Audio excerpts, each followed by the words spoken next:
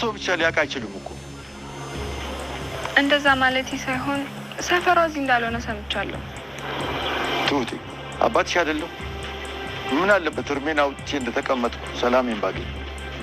አባዬ ናቲ ከቀን ቀን ጥፋት እያጠፋ እየሄደ ይገኛል ማለት ነው። አሁን ላይ ባጠፋው ስህተት ማለት ነው ትሁት አንዴና እስከ መጨረሻ የምትጣለው ይመስለኛል በእርግጠኝነት ካደረገው ማለት ነው። ምክንያቱም አሁን ላይ እንግዲህ አቶ ተመስገን በብዙ ቃላቶችን ማለት ነው ናቲን እየተናገረው ይገኛል ማለት ነው። በዚህ የተበሳጨው ናቲ ደግሞ ለትሁት ይህን ሰውዬ የምታሳርፊው ከሆነ አሳርፊው፣ ካለዚያ ግን ውሳኔ ከባድ ነው የሚሆነው ባለው መሰረት ማለት ነው። አሁን ላይ አቶ ተመስገንን እንግዲህ ጨለማን ተገን በማድረግ እንዲሁም ደግሞ ለመውጋት እየተከታተለው ይገኛል ማለት ነው።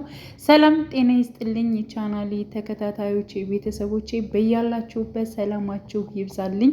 ለቤቴ አዲስ የሆናችሁ የደውል ምልክቱን በመጫን ቤተሰብ ይሁኑ፣ ሳብስክራይብ አድርጉኝ ለማለት እወዳለሁ። ትሁት ተከታታይ ድራማ እንግዲህ ቀጣዩን ፓርት አብረን የምናይ ይሆናል ማለት ነው። ትሁት እውነታውን ሳላወጣ እንደዚሁ አርፌ የራሴን ህይወት አልቀጥልም በማለት አሁንም ማለት ነው አባባንም አሳምነው እየታገለች ትገኛለች። እንዲሁም ደግሞ አቶ ተመስገንና እንዲሁም ደግሞ ናቲ እየተፋጠጡ ይገኛሉ። ትሁት የኔ ነች ወይንስ ደግሞ ያንተ ነች በማለት አቶ ተመስገንም እኔ በልጄ እምልልሃለሁ በእርግጠኝነት ማለት ነው ትሁት አንተን ምርጣ ብታገባ ራሱ ትፈታሃለች። ከፈታች በኋላ ደግሞ ህይወትን ከልጄ ጋር አብረን እንኖራለን በማለት እንግዲህ ሁለታቸው እየተፈካከሩ እየተመላለሱ ይገኛሉ ማለት ነው። እንግዲህ ሁለት ጎረምሶች ባንዲት ሴት ማለት ነው ትሁት የኔ ነች፣ ትሁት የኔ ነች፣ እኔ ነኝ የማሸንፈው፣ እኔ ነኝ ሽማግሌ የምልከው እያሉ እንግዲህ እርስ በርስ ማለት ነው እየታገሉ ይገኛሉ። ትሁት አንድ ነገር ናቴን እየጠየቀችው ነገር አለ። ምንድነው ያለችው ነገር? ስህተት ልሁን ትክክል ልሁን እኔ አላቅም፣ ግን ደግሞ አባዬ መጠየቅ ያለብኝን ነገር ናቲን ጠይቄዋለሁ በማለት እንግዲህ ለናቲ እየጠየቀችው ነገር ቢኖር ማለት ነው አሁን ላይ ሽማግሌ እንዲልክ እንዲሁም ደግሞ በክብር ማለት ነው ከቤተሰቦቿ ጠይቆ እንዲወስዳት ነው የፈለገችው። በአንድም በሌላ ነገር በየደጋገመች ማለት ነው ይህ ነገር እንዲሆን ጠይቃ ነበረ ማለት ነው ትሁት ማለት ነው። እና አሁን ላይ ግን አቶ ተመስገንም ሽማግሌ ልካለው ከቤተሰቦቿ ጋር ታርቋል፣ ሰላም አውርዷል ማለት ነው። ሲቀጥል እሷ ነች ይቅርታ ያላደረገችለት። አቶ ተመስገንም ይቅርታ ብታደርግለትም ግን ደግሞ ከእሱ ጋር ምንም አይነት ማለት ነው ህይወት መጀመር አትፈልግም። ምክንያቱም ከዚህ በፊት ያሰቃየህኝ ብዙ ነገር ያደረክብኝ ይበቃል ላንተ ብዬ ነው አገሬን ጥዬ እንደዚህ በየሰው ቤቱ ስንከራተት የነበረው። ስለዚህ ምንም አይነት ህይወት ካንተ ጋር አልቀጥልም፣ መቼም ይቅርታ አላደርግልህም በማለት እንግዲህ አቶ ተመስገንም ያው እንደዚህ አይነት መልስ ነው እንግዲህ አሁን ላይ ማለት ነው ትሁት እየሰጠችው ያለችው። ግን ደግሞ አቶ ተመስገን አሁን ላይ እኔ ተቀይሬያለሁ፣ የድሮ ተመስገን አይደለሁም፣ በጣም ነው የተቀየርኩት። ትሁት እንደፈለግሽ አንቺ ባልሽው መስመር ሁሉን ነገር ማስተካከል እንችላለን። ስለዚህ አብረን በመሆን ልጃችን እናሳድግ።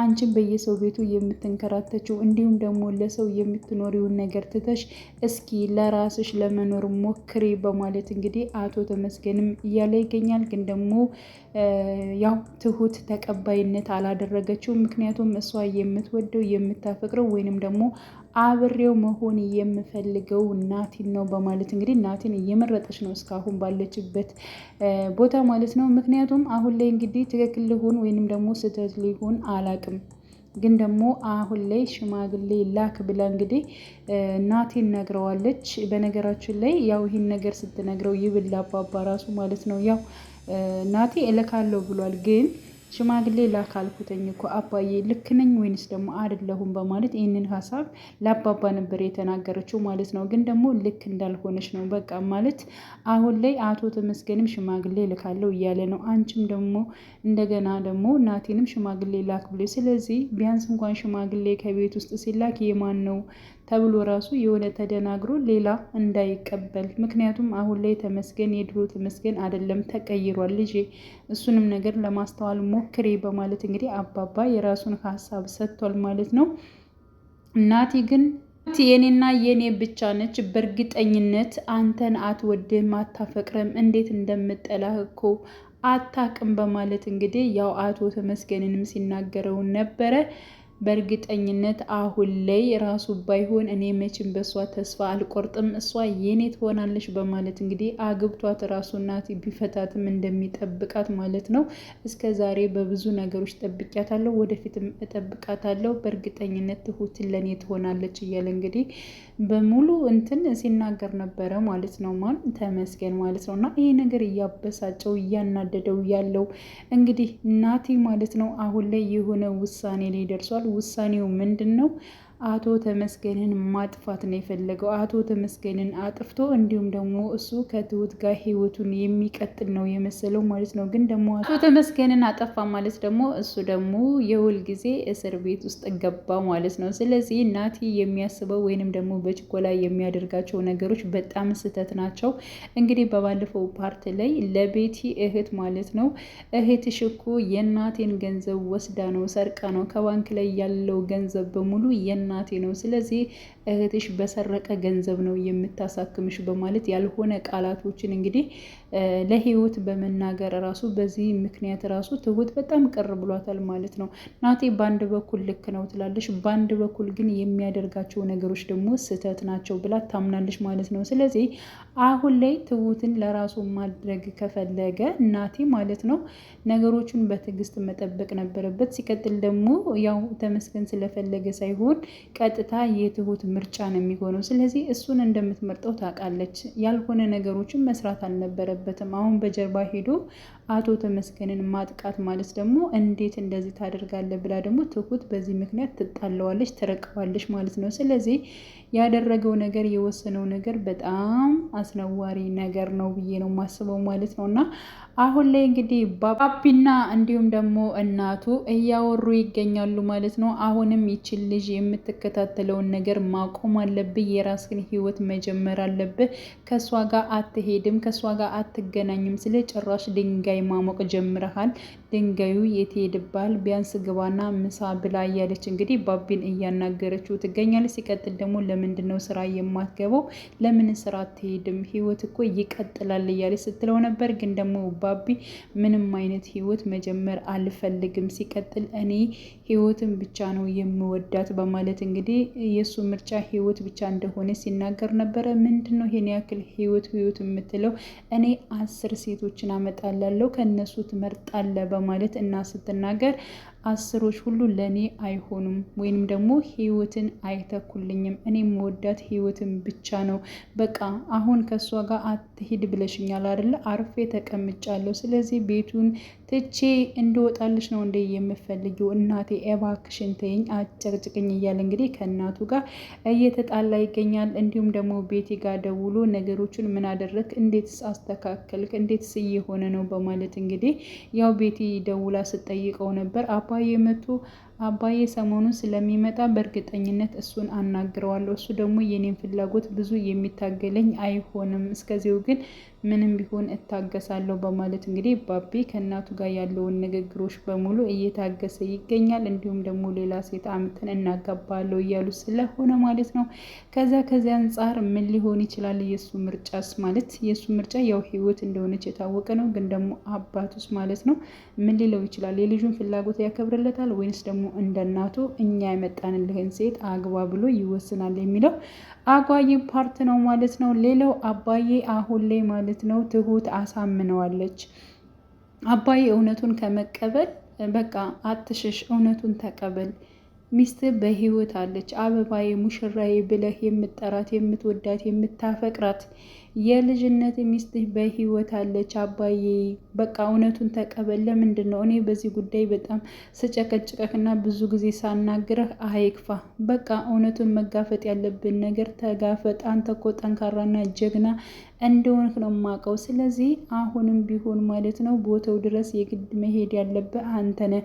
እኛ ብንሄድ ምንም ዋጋ የለውም። ምክንያቱም አሁን ላይ ማለት ነው ሚስትህ ምንም አይነት ነገር ማስታወስ አትችልም። ስለማታስታውስ ቢያንስ እንኳን አንተ አይተህ ሁሉን ነገር ታውቃለህ። እሷ ስላለፈ ህይወቷ ስለምንም ሆነ ማስታወስ አትችልም። በደረሰባት ባደገው ምክንያት ምንም ነገር ስለማታስታውስ የግድ አንተ እዚያ ድረስ መሄድ አለብህ በማለት እንግዲህ አሁን ላይ ሽማግሌውን ፍለጋ ማለት ነው የአባባን ሚስት ያለችበትን ቦታ የሚያውቀውን ግለሰብ ለማግኘት እንግዲህ ትሁትም አባባም አምርተዋል። ግን ደግሞ ሲጠብቁት አልመጣም። ትሁት እኔ እኮ ታይ ብዬሽ ነበረ፣ ይሄ ነገር አይሆንም። ቢያቅ ራሱ እንዴት አንድ ሰው ብቻ ያውቃል? ሌላ ብዙ ሰው እኮ ሊያቅ ይገባል በህይወት መኖሯን። ግን ደግሞ አንድ ሰው ብቻ ነው የሚያውቀው። የሚመጣው ከዚህ ቦታ ነው። እንዳንንቀሳቀስ ተብሎ የሚታደግ ነገር የለም። እባክሽን ልጄ፣ እባክሽን ተይኝ። አባት የለሽም ወይ? እስኪ እባክሽን እኔም ልረፍበት። በቃ እርሜን አውጥቼ በተቀመጥኩበት እንደዚህ እያልሽ ብዙ ነገሮች እንድረበሽ አታድርጊኝ በማለት እንግዲህ አባባ ትሁትን ሲናገራት ነበር። ግን ደግሞ አባዬ እሺ በቃ ከደከመህ እንመለሳለን፣ ግን ደግሞ ለእሁድ ቀጥረውኛል። በእርግጠኝነት እሁድ ስንመለስ እናገኘዋለን።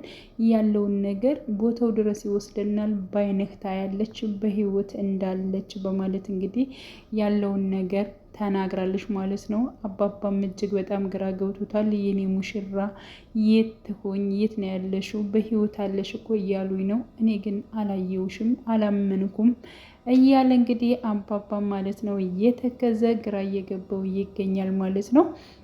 እንግዲህ ቀጣዩ ፓርት ብዙ ነገሮች ይስተካከላሉ ብለን እናስባለን። እንዲሁም የባቢ አባት ይመጣል። ሲቀጥል ደግሞ አባባም ከሚስቱ ጋር የሚገናኝበት ጊዜ ደርሷል ብዬ አስባለሁ። የናቲ ጉዳይ ነው እጅጉን በጣም አሳሳቢ። መጨረሻ እንግዲህ ይህን ነገር አሳክታ ከናቲ ጋር የመሆን ፍላጎት ነበር ትሁት ማለት ነው። ግን ደግሞ ናቲ ያልሆነ ነገር ሰርቷል በሆነ አጋጣሚ። ብቻ ግን ነገሮቹ ቢከሽፉ በጣም ነው ደስ የሚለው። ያ ማለት እንግዲህ ያው ከተመስገን ላይ ምንም አይነት ጉዳት ባያደርስበት ጥሩ ነው ባይነኝ። ግን ደግሞ አቶ ተመስገን ጎበዝና ጠንካራ ነው። ምንም ያክል በጨለማ ቢንቀሳቀስም ራሱን ከመከላከል ወደ ኋላ ብሎ አያቅም ማለት ነው። ስለዚህ ራሱን ሊከላከልም ይችላል ብዬ ነው የማስበው። እንግዲህ እናንተም ያላችሁን ሀሳብ አስተያየት ማለት ነው በኮሜንት ላይ ማስቀመጥ ትችላላችሁ። ውድ ቻናሌ ተከታታዮቼ ቤተሰቦቼ በያላችሁበት ሰላማችሁ ይብዛልኝ። ለቤቴ አዲስ ሲሆናችሁ የደውል ምልክቱን በመጫን ቤተሰብ ይሁኑ ለማለት ወዳለው መልካም ጊዜን ተመኘውላችሁ።